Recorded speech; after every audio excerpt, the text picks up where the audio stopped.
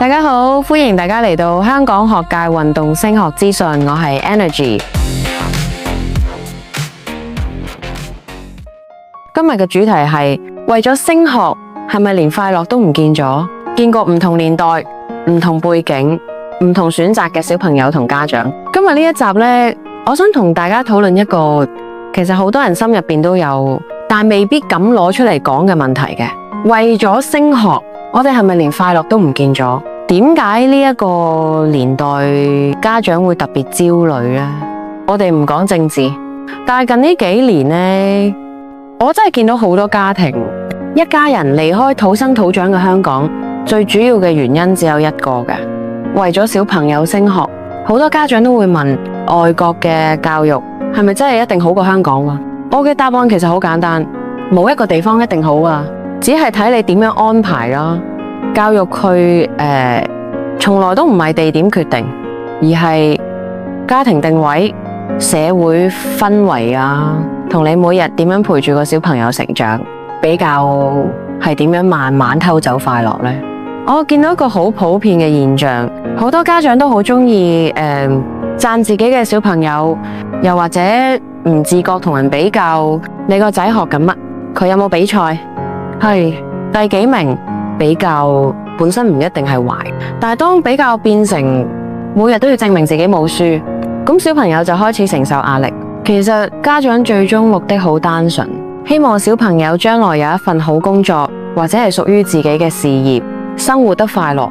但係偏偏因為定位唔清楚，唔了解小朋友成長速度，又受外界影響呢，結果就係小朋友冇咗一個快樂童年。我哋成長嘅年代真係比較快樂咩？作為70、80年代出世嘅人，我哋放學呢最期待嘅，從來都唔係補習。咁放學呢就諗住去玩啦，3、5知己打任天堂啊，紅白機、世嘉、磁碟機，買隻 CD 睇下明星，已經可以好開心。當年嘅香港可能冇而家咁成熟咯，透明度冇咁高，競爭冇咁激烈，咁但係機會真係多。我唔係話以前一定好過而家，而係想講快樂從來都唔係同成績成正比，快樂唔係放任，而係適當尺度。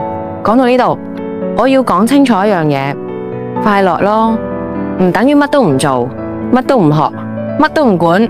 真正嘅快樂係適當嘅尺度，適當嘅要求，適當嘅期望，適當嘅比較，適當嘅努力。每一個小朋友成長速度都唔同嘅，每一個家庭擁有嘅資源都唔同。如果你用人哋嘅節奏逼自己嘅小朋友行，佢一定會辛苦啊。其實喺香港一樣可以有快樂童年。我想講一句，好多人未必同意嘅，但我見過太多例子，只要家長定位清楚，喺香港一樣可以有快樂童年。我見過好多喺香港成長嘅小朋友，有運動啊，有閱讀習慣，有自己嘅學習節奏，有屬於自己嘅朋友圈。佢哋唔一定係最頂尖，但係佢哋知道自己係邊個。只要家長願意同學校溝通清楚，配合自己家庭嘅定位，唔被外界牽住走，其實好多壓力係可以避免。運動唔只係成績，而係人生資產。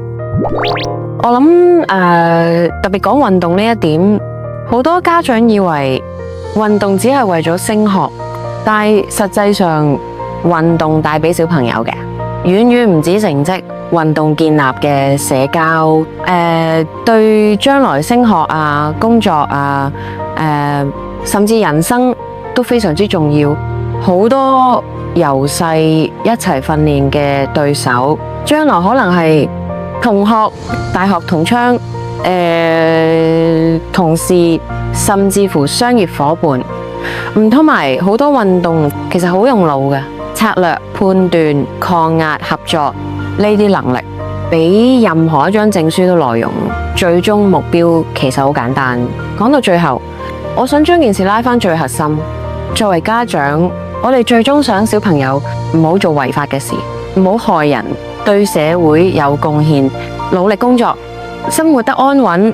common 嘅 Gentle 嘅 common， 如果一個小朋友有朋友有興趣、有自信、有責任感，佢自然會揾到適合自己嘅位置。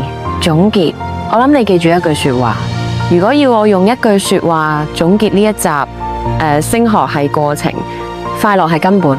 冇根嘅升學行得唔遠，凡事適當嘅尺度、適當嘅定位，孩仔成長快樂，家長生活快樂，一家人一齊成長。